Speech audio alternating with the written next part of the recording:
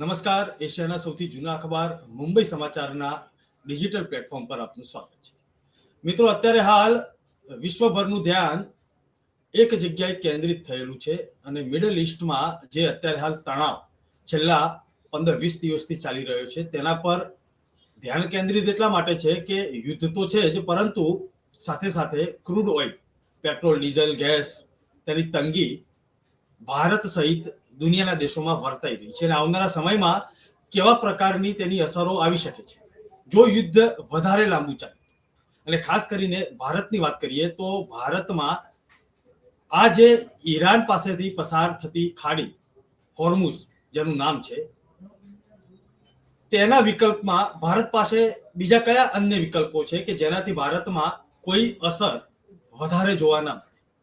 મારી સાથે અત્યારે હાલ હિરેનભાઈ કોટક જોડાયેલા છે. ગુજરાતના જાણીતા સંરક્ષણ અને ડિફેન્સ વિષયોના તજજ્ઞ છે અને વિશ્લેષક પણ છે. હિરેનભાઈ, આપનું સ્વાગત છે. નમસ્તે. હિરેનભાઈ, અત્યારે હાલ દુનિયાભરની નજર ઈરાન, ઈરાક, ઇઝરાયલ, અમેરિકા અને સાથે સાથે ભારતમાંથી જે દ્રશ્યો આવી રહ્યા છે સોશિયલ મીડિયા પર તેના પર ડાયવર્ટ થઈ રહ્યું છે. પરંતુ ચિંતા એ ચિંતા છે, પરંતુ સમજવાની એ કોશિશ કરવી છે કે આપણી પાસે આ ઉર્જાની સુરક્ષા માટેના અને સપ્લાય માટેના બીજા વૈકલ્પિક માર્ગો કયા છે અને કઈ રીતે ભારત તેનો અત્યારે હાલ સદુપયોગ કરી રહ્યું છે. જીગરભાઈ, સૌપ્રથમ તો આ એક મહત્વનો વિષય ઉપર એક ડિબેટ, આ પ્રકારની એક ઇન્ટરવ્યુ આયોજિત કરવા માટે ખૂબ ખૂબ અભિનંદન આપું છું મુંબઈ સમાચારને. કેમ કે તમામ લોકોના મનમાં આ પ્રશ્ન સતત ચર્ચાઈ રહ્યો છે અને એ ચર્ચાનો મુખ્ય વિષય એ છે કે ઈંધણ, એટલે કે આપણે જેને તેલ, ડીઝલ કે આપણે અન્ય સ્ત્રોત કહીએ તો ગેસની પણ વાત કરીએ તો એલએનજી, પીએનજી, અલગ અલગ પ્રકારના, અને ઉદ્યોગો પર પણ અસર પડી છે, લોકોના જનજીવન પર પણ અસર પડી શકે છે.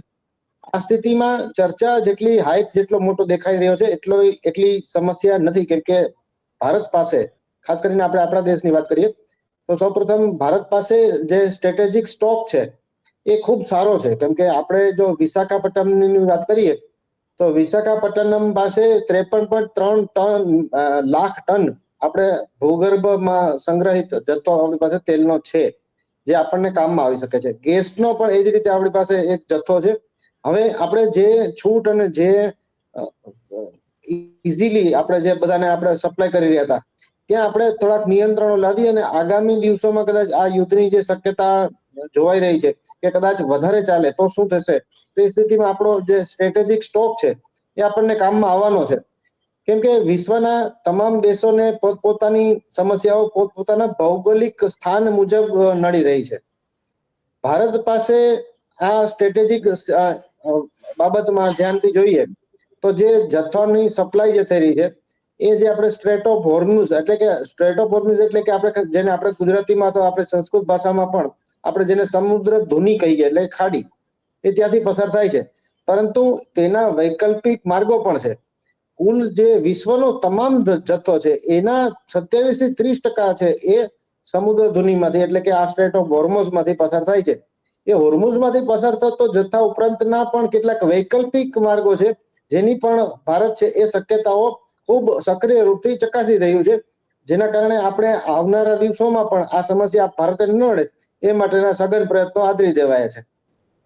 જી હિરેનભાઈ, મારે એ પણ સમજવું છે કે આ માર્ગ અવરોધક જે ઘટનાઓ બની, સમાચારો આવે તેના વચ્ચે ત્યાંથી જહાજ પણ ભારતના આવી રહ્યા છે, તેવા સુખદ સમાચાર પણ આપણને મળી રહ્યા છે. પરંતુ જ્યારે આ પ્રકારના નિયંત્રણો જ્યારે ભારતમાં શરૂ થઈ ગયા હોય, ભલે તે થોડા સમય માટે હોય, પરંતુ તેની અર્થવ્યવસ્થા પર કેવી અસર જોવા મળે જો લાંબો સમય આ ચાલે? જે કેવું છે કે આપણી પાસે જો સ્ટ્રેટેજિક પ્લાનિંગ કરીએ તો એમાં આપણને ચોક્કસપણે ભારત સરકારનું ધ્યાન ચોક્કસ આ તરફ હશે જ. પરંતુ હું કેટલીક બાબતોને અહીંયા રેખાંકિત કરવા માંગુ છું જેથી કરીને આપણને આર્થિક સમસ્યા પણ ન નડે અને ભારતમાં કોઈ પણ પ્રકારના બજારમાં આપણને જે પ્રકારે શેર બજાર છે એ તરત જ અસર પામતું હોય છે. નાની મોટી સમાચારોથી પણ જો શેર બજાર છે એ સેન્સિટિવ હોય છે. એ પેલી આપણે ત્યાં કહેવત છે કે એક સંસ્કૃતમાં શ્લોકના અર્થ મુજબ જોઈએ તો ગાયની ચામડી જેવું છે, જેના પર ટચ કરો એટલે થતરી ઉઠે, એમ શેર બજાર તરત જ એની અસર દેખાડતું હોય છે. એના કારણે શેર બજારના સમાચાર જોઈને લોકોમાં ફફડાટ વ્યાપતો હોય છે, પરંતુ આ તેલનું પસાર થશે તો ભારતના જહાજો ઉપર પણ હુમલો થઈ શકે છે. એ સ્થિતિનું ખંડન છે. એ 2 જહાજો આજે પહોંચી રહ્યા છે અને આજે ભારતને આપણે એક બહુ મોટો જથ્થો પ્રાપ્ત થઈ રહ્યો છે, જે ઓછામાં ઓછો 19 દિવસ ચાલે એટલો જથ્થો છે, જે બહુ મોટી બાબત કહેવાય. અને એ આપણે ત્યાં પસાર થઈ જાય એ માટે થઈને આપણને ખાસ કરીને જે રાજદૂત છે ઈરાનના આપણે ત્યાં ભારતમાં, એમણે બહુ સ્પષ્ટ કરી દીધું છે કે એ જહાજોને મંજૂરી પણ આપી દેવાય છે અને ભારતના જહાજો છે એ જ સમુદ્ર ધુની એટલે કે સ્ટ્રેટ ઓફ હોર્મુઝથી પસાર થઈ શકશે. એટલે આપણા માટે આમ જોવો તો ટેન્શનનો કોઈ વિષય નથી અત્યારે હાલ પૂરતો. પરંતુ માની લો કે કોઈ પરિસ્થિતિ વધારે વણસે છે અને કોઈ સંજોગોમાં સ્ટ્રેટ ઓફ હોર્મુઝમાંથી ભારતના જહાજો પણ પસાર ન થઈ શકે, તો એના માટેના 3 પ્રકારના વિકલ્પો વિચારી શકાય. એક કાયમી ઉકેલની વિચારણા કરવી પડે, એક છે એ તાત્કાલિક ઉકેલની વિચારણા કરવી પડે, અને એક હવે ભવિષ્યમાં કાયમ માટે આપણે સમુદ્ર ધુની ઉપર આધાર ન રાખવો પડે એ પ્રકારની વ્યવસ્થાઓ વિચારવી પડે. પરંતુ એ જે વ્યવસ્થાઓ છે એ પ્રમાણમાં સમુદ્ર ધુનીમાંથી પસાર થતા તેલના જથ્થાના પરિવહનના ખર્ચ કરતા ઘણી વધારે થતી હોય છે. પરંતુ એને કવર કરવા માટે ભારત પોતાની ભૌગોલિક સ્થિતિ જે ખૂબ જ ફાયદાકારક છે, જેમ કે પશ્ચિમ અને પૂર્વ વચ્ચેનો જે ગેપ છે, એટલે કે આપણે જે આપણા ભારતની સ્થિતિ આ રીતે આપણા નકશાના આ રીતે જોઈએ, તેની બંને બાજુથી પશ્ચિમ પૂર્વથી એ વચ્ચે આપણે આવતા હોવાના કારણે ઘણા બધા દેશોનું આપણે ટ્રાન્ઝિટ હબ બની શકીએ. એના માટે ટ્રાન્ઝિટને લગતા ચાર્જ છે, સંગ્રહને લગતા ચાર્જ છે, એ આપણે અન્ય દેશો પાસેથી વસૂલી શકીએ અને અન્ય દેશો એ ચાર્જો સ્વાભાવિક રીતે એ ચાર્જ આપણને આપે જ. તો આપણે આપણી ભૌગોલિક સ્થિતિનો લાભ લઈને જે કંઈ પણ લાભ લઈએ, એટલે કે વિશ્વના અન્ય દેશોમાંથી આપણને એના માટેની જે આવક થાય એ આવક સબસિડી તરીકે યુઝ કરી અને આપણે ભાવોને નિયંત્રિત રાખી શકીએ. આ એક બહુ મોટી ભૂમિકા છે જે મેં એક લેખ દ્વારા પણ વર્ણન કરી છે. જી કિરણભાઈ, જ્યારે આપણે આ ચર્ચા કરતા હોઈએ અને ભારત પાસે પૂર્વ પશ્ચિમ દરેક જગ્યાએ એક સંગ્રહ સ્થાનો છે, રિફાઇનરીઓ પણ છે. આપણે વિશાખાપટ્ટનમની વાત કરી. ગુજરાતને લાગે વળગે ત્યાં સુધી પશ્ચિમ કિનારો જે છે આપણો, ત્યાં પણ પોર્ટ આવેલા છે અને ત્યાં પણ સુવિધાઓ અથવા તો તેનો સંગ્રહ જે છે તે થઈ રહ્યો છે. કેવા પ્રકારની સુવિધાઓ છે અને આ જે પશ્ચિમ કિનારો જે છે તે દેશ માટે કેવો મદદરૂપ થઈ શકે? જો આપણે ભારતને 2 ભાગમાં વિચારવું પડશે અને ગુજરાતની ચર્ચા કરીએ તો ગુજરાત માટે આપે કહ્યું મુજબ ખૂબ જ સારી સ્થિતિ છે, કેમ કે આપણી પાસે જે સમુદ્ર કિનારો છે એ ખરેખર લાર્જ ઓશન સ્ટેટ તરીકે વિશ્વમાં પ્રખ્યાત છીએ જ્યારે ઓશનરીની ચર્ચા નીકળે ત્યારે. કેમ કે આપણી પાસે ગુજરાત પાસે ભૌગોલિક રીતે દરિયા કિનારો બહુ મોટો છે ને એનો લાભ ગુજરાતે વર્ષોથી લીધો છે અને છેલ્લા ઘણા બધા વર્ષોથી આજે આપણે એમાં ઘણા બધા શિરમોર છીએ. જામનગર રિફાઇનરીની વાત કરીએ, મુન્દ્રા કંડલા પોર્ટની વાત કરીએ, તો આપણી પાસે સંગ્રહ શક્તિ છે એ ખૂબ જ મોટી છે અને આપણે એ સંગ્રહ શક્તિનો પૂરેપૂરો ઉપયોગ હજુ સુધી આપણે નથી કરી રહ્યા, કારણ કે જરૂર નહોતી.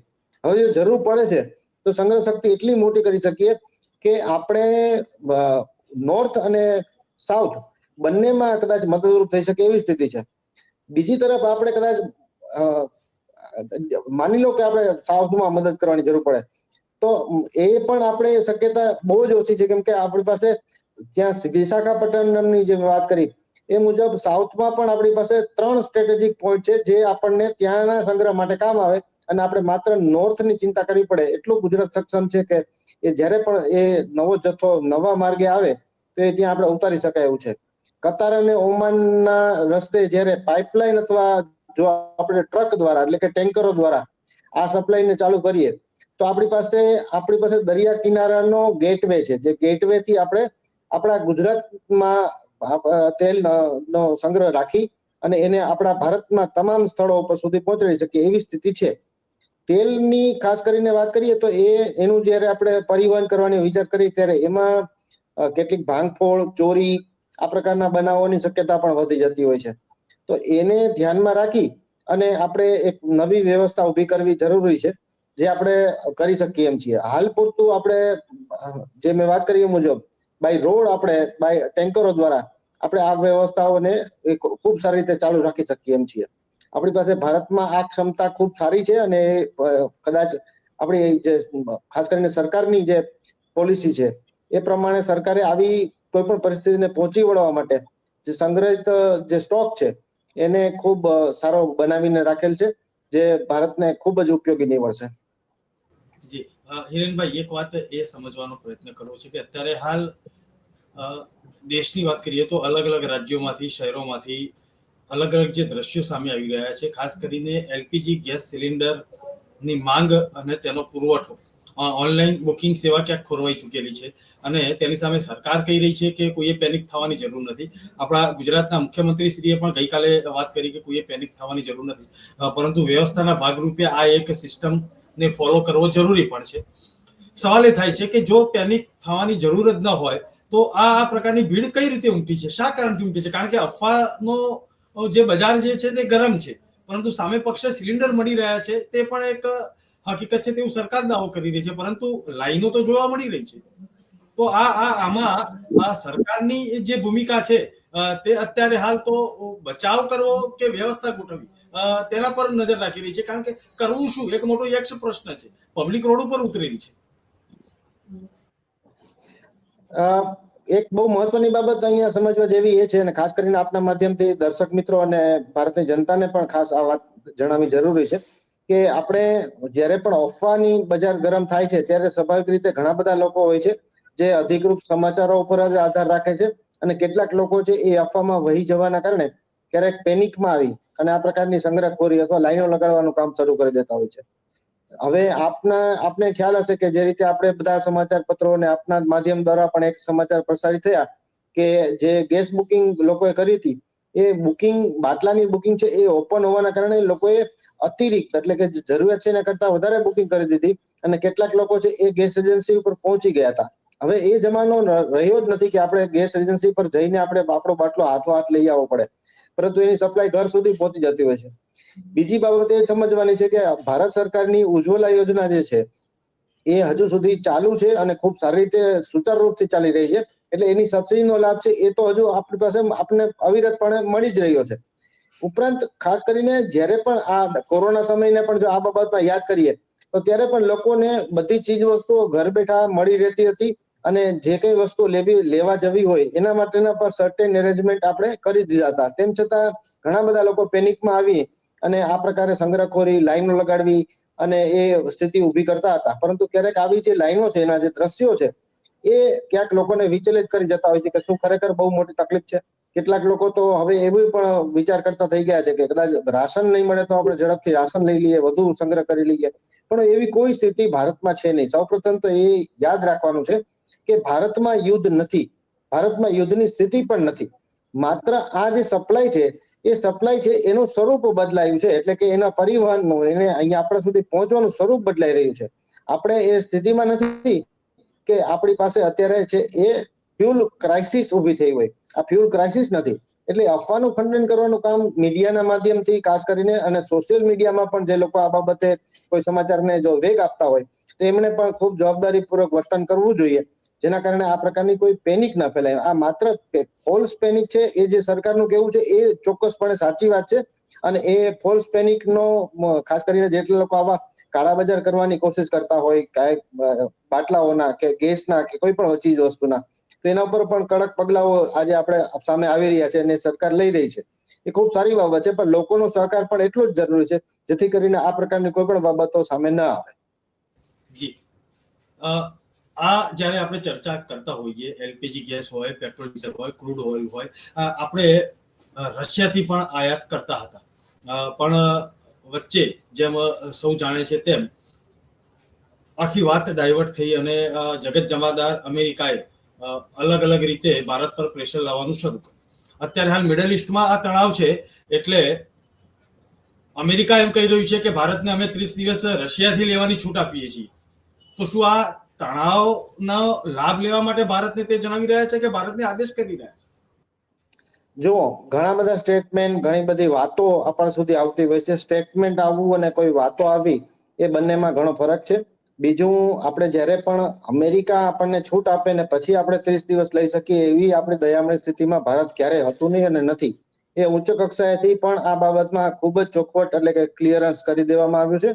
ભારત છે એ માત્ર ત્યાંથી પોતાની કોઈ પણ વસ્તુઓ આયાત કરે છે જેમાં આપણે તેલ અને ઈંધણનો જથ્થો પણ આવી જાય કે જ્યાં એ સસ્તું પડે અને ક્વોલિટી સારી પડે અને વધુ સરળતાથી મળી શકે. ભારત ક્યારેય કોઈ દેશના દબાણ હેઠળ આવીને આયાત કે નિકાસમાં કોઈ પણ બદલાવ ન કરે એવી મજબૂત સ્થિતિમાં તો છે. આ નવું ભારત ખરેખર ખૂબ જ એવી સ્થિતિમાં છે કે આવું અમેરિકા કે અન્ય કોઈ પણ દેશના દબાણથી ન થાય. એનો પ્રત્યક્ષ પુરાવો અત્યારે આપે જે પ્રશ્ન કર્યો એમાં જ છે કે 30 દિવસ માટે જો આવું જ હોત, કદાચ આ જ સ્થિતિ હોત, દાખલા તરીકે બે વ્યક્તિઓ વચ્ચે જે આ પ્રકારની વાત હોય કે બે વેપારીઓ વચ્ચે કે તમે અમારા પાસેથી માલ ખરીદતા હતા પરંતુ હવે તમે અન્ય કોઈ પાસેથી ખરીદો છો, પરંતુ હવે કોઈ તકલીફ ઊભી થાય છે તો હવે અમે તમને માલ નહીં આપીએ. આવી સ્થિતિ બે વ્યક્તિઓ કે વેપારી વચ્ચે હોઈ શકે, બે દેશો વચ્ચે નહીં. બધા દેશો છે એ સ્વાભાવિક રીતે પોતપોતાના સાર્વભૌમત્વ અને આર્થિક સ્વાર્થ મુજબ જ વર્તન કરતા હોય છે. એના ભાગરૂપે રશિયાએ આ તેલ આપવાનું આપણને જો ના પાડી હોય તો આ સ્થિતિને આપણે ચોક્કસપણે એવી કહી શકીએ કે ભારત છે એ કોઈ પણ પ્રકારની દબાણ હેઠળ છે અને એવી કોઈ પણ સ્થિતિ છે જ નહીં. ખાસ કરીને ભારત પાસે અન્ય સ્ત્રોત પણ છે. ભારત પાસે અમેરિકા દ્વારા છૂટ એવો શબ્દ નથી, કેમ કે ભારતે પ્રતિબંધ પણ અમેરિકાએ પ્રતિબંધ નહોતો લાદ્યો. અમેરિકાએ ટેરિફમાં જે બદલાવ કરેલો એના કારણે આ સ્થિતિ હતી, પરંતુ એ સ્થિતિમાં ટેરિફમાં જે બદલાવ હતો એ પણ એમણે સ્વેચ્છાએ જ એમને ખ્યાલ આવ્યો. ભારતના જે વિદેશ મંત્રાલયની અને અમેરિકાના વિદેશ મંત્રાલયની ચર્ચાઓ થઈ અને એ ચર્ચાઓ દ્વારા ભારત એક મોટું બજાર હોવાના કારણે ભારત પાસે બહુ જ મોટો એક ખાસ પ્રકારનો એક રિઝર્વ કરેલો એક રાઈટ છે, જે રાઈટનો ઉપયોગ છે ગુજરાત ભારત ખૂબ સારી રીતે કરી રહ્યું છે. જી હિરેનભાઈ, અત્યારે હાલ આપણે આ જે ઈંધણ બાબતની ચર્ચા કરી રહ્યા હતા, પરંતુ જ્યારે આપણે આ મિડલ ઈસ્ટનો તણાવ અને છેલ્લા 15-20 દિવસથી જે ઇઝરાયલનો હુમલો, ઈરાનનો હુમલો, મિડલ ઈસ્ટના દેશો પર ઓમાન હોય કે યુએઈ હોય કે કુવૈત હોય કે દુબઈ હોય, તેમાં જે ધમાસાણ મચ્યું છે, અમેરિકા જગત જમાદાર થઈને દંડો પછાડી રહ્યું છે કે અમે સીધા કરી દઈશું. પરંતુ આપણે ચર્ચા એ પણ કરવી છે કે આખી આ મિડલ ઈસ્ટની વાતની અંદર અમેરિકાની સૌપ્રથમ એન્ટ્રી અને ઇઝરાયેલે પહેલા ભૂમિકા ભજવી. સમજવાની કોશિશ એ કરવી છે કે આ યુદ્ધની આગમાં અમેરિકાને બેવડો માર પડશે કે પછી મિડલ ઈસ્ટના જે દેશો જે છે તે મદદની ભૂમિકામાં છે કે પછી રશિયા કે ચાઇના છે. આખી આ જે એક ચેસ અને ચેક કરવાની જે આખી વાત છે ને કે ચેકમેટ અથવા તો આ પત્તા જે પોતપોતાના જે ખોલી રહ્યા છે તેમાં દર્શક મિત્રોને સમજાવવું કે ખરેખર આ કોને માર પડશે અથવા તો અત્યારે હાલ શું રંધાઈ રહ્યું છે. ખૂબ જ સરસ પ્રશ્ન છે જીગરભાઈ તમારો, અને એ પ્રશ્નનો જવાબ છે એ કદાચ ઘણા બધા અસમંજસોને પણ દૂર કરશે અને ક્યાંક સમજણ પણ પડશે કે આ કેવા પ્રકારની રાજનીતિ થઈ રહી છે. આ એક અનોખી નવા યુગની રાજનીતિ છે અને ખાસ કરીને જ્યારે ડોનાલ્ડ ટ્રમ્પ અને અમેરિકાના વિદેશ મંત્રાલયે પણ જાહેર કરેલી એક બાબત છે એ મુજબ ઈરાનને જે મદદ કરી રહ્યો હોવાનું રશિયા અને ચીનની બાબત એમ ઉઠાવી છે કે રશિયા અને ચીન છે એ મદદ કરી રહ્યા છે. ઘણીવાર એવો પણ વિચાર આવતો હતો ઘણા બધા લોકોને, અને એવી ચર્ચાઓ પણ આપણે ઘણા બધા જાહેર માધ્યમ ઉપર જોઈ છે કે ઈરાનને રશિયા અને ચીન મદદ કરી શકે એવી સ્થિતિમાં નથી. એકચ્યુઅલી કેવું છે કે રશિયા અને ચીન બંને અમેરિકાની સામે સીધા જ નથી જતા, કેમ કે બંનેને એક યા બીજી રીતે અમેરિકા સાથેનું જોડાણ પણ છે. અમેરિકાની વાત કદાચ આપણે આ રીતે જોઈએ તો રશિયાના યુક્રેન યુદ્ધમાં ઇન્વોલ્વ હોવાના કારણે અને ચાઇનાના તાઇવાનમાં ઇન્વોલ્વ હોવાના કારણે બંનેની એવી સ્થિતિ નથી કે હવે એ ઈરાનને સીધી મદદ કરી શકે. આવું પણ નથી, કેમ કે બંને દેશની ક્ષમતા એટલી મોટી છે કે એ હજુ પણ બીજા એક નહીં 4 મોરચે યુદ્ધ લડી શકે એવી સ્થિતિમાં બંને દેશો હજુ પણ છે. યુક્રેનની આટલા લાંબા યુદ્ધ બાદની પણ હું ખાસ ચોખવટ કરું છું કે રશિયાની કેપેસિટી હજુ 3 યુદ્ધ ચાલુ રાખી શકવાની છે, પરંતુ એ લોકો આ નથી કરતા અને જે આડકતરી મદદ છે એ કરતા હોવાની શક્યતાને નકારી શકાય એવી નથી. કેમ કે રશિયા છે એ ક્યાંક ને ક્યાંક એને જે આપણે સેટેલાઇટ ઇમેજરીની વાત કરીએ ઈરાનને મદદ કરવાની, કે એના અમેરિકાના જે જહાજો છે એના ચોક્કસ લોકેશન ઈરાનને મળે અને એના પર હુમલો થઈ રહ્યા છે, એટલે ક્યાંક ને ક્યાંક અમેરિકા હાંફી રહ્યું છે. બીજી બાજુ આપણે વાત કરીએ તો ચાઇનાના સેટેલાઇટ દ્વારા એ પણ ઈરાનને ખૂબ મદદ મળી રહી છે, એ આડકતરી મદદ મળી રહી છે. કેમ કે ચાઇનાનો અમેરિકા સાથેનો વેપાર છે એ જેવો ભારતનો છે એના કરતા ઘણો મોટો વેપાર ચાઇનાનો અમેરિકા સાથે પણ છે. અને અમેરિકામાં આપણે જે મળતી ચીજ વસ્તુઓ છે એમાંથી ખાસ કરીને કોમોડિટીસની વાત કરીએ તો એમાં બહુ મોટો જથ્થો છે ચાઇનાથી પણ ત્યાં અમેરિકામાં જતો હોય છે. એટલે સંબંધો તો ત્યાં એવા ને એવા જ છે. પરંતુ ટેરિફનો જે માર છે એ અન્ય દેશોની ભારતની સાથે સાથે અન્ય દેશોને પણ એટલો જ નડી રહ્યો હતો, જેમાં ભારત ઘણું બધું મહદ અંશે બહાર આવી ગયું છે. પરંતુ ચાઇના છે એ સ્ટ્રેટેજિક રીતે ઈરાનના તેલ ભંડાર ઉપર કદાચ અમેરિકાની જેમ સીધો જ કબજો કરવાની વેતરણમાં ન હોય તો પણ એ આ સ્ટ્રેટેજિક ઈરાન સાથેના સંબંધો છે એને જાળવી રાખવા માંગે છે, એટલે એ ઈરાનને મદદ કરી હોવાની જે વાત આવી છે. એ ઉપરાંત બીજો એક મહત્વનું અને કદાચ ધ્યાને ન આવ્યું હોય એવું પાસું પણ છે કે આપણને સૌને એક સવાલ થઈ રહ્યો હતો, દર્શક મિત્રોને પણ સવાલ થઈ રહ્યો હતો અને આપે એને બહુ સુંદર રીતે પ્રશ્નમાં રજૂ કરી દીધો કે આજે ઈરાન છે એના હુમલાઓ છે એ આજુબાજુના દેશો એટલે કે ગલ્ફના કન્ટ્રીઝમાં કેમ કરી રહી છે. તો એ જ્યાં જ્યાં પણ હુમલા કરી રહી છે આપણને સૌને જે ખબર છે એ મુજબ અમેરિકાના જે થાણાઓ છે, એટલે કે જ્યાં જે કન્ટ્રી અમેરિકાના થાણાઓને હોસ્ટ કરે છે એવા થાણાઓ ઉપરના હુમલા થઈ રહ્યા છે. હવે અહીંયા યુએઈ ની વાત કરીએ, કતારની વાત કરીએ, ઓમાનની વાત કરીએ તો આ બધા દેશોએ બહુ સ્પષ્ટ કરીને અમેરિકાને પણ જણાવી દીધું છે કે આપ જે અહીંયા જ્યાં ઈરાન સાથેનું યુદ્ધ છે કોઈ પણ રીતે ખતમ કરો, કેમ કે આપ જે તમારા થાણાઓ છે એના ઉપર હુમલા થાય છે ત્યારે અમારે ત્યાં પણ ઘણું બધું જાનમાલનું નુકસાન થાય છે.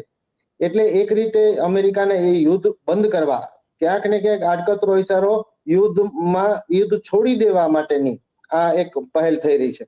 બીજી એક બાબત કેટલાક ડિફેન્સ નિષ્ણાંતો દ્વારા વ્યક્ત કરવામાં આવેલી અને જે શક્યતા તરીકે જોવાઈ રહી છે એ બાબત એવી છે કે ક્યાંક આવા આજુબાજુના જે કન્ટ્રીઓ, ઈરાનની આજુબાજુના કન્ટ્રીઓ છે એ ઈરાનને ચોક્કસ લોકેશન અમેરિકાના થાણાઓના આપી રહ્યા હોય.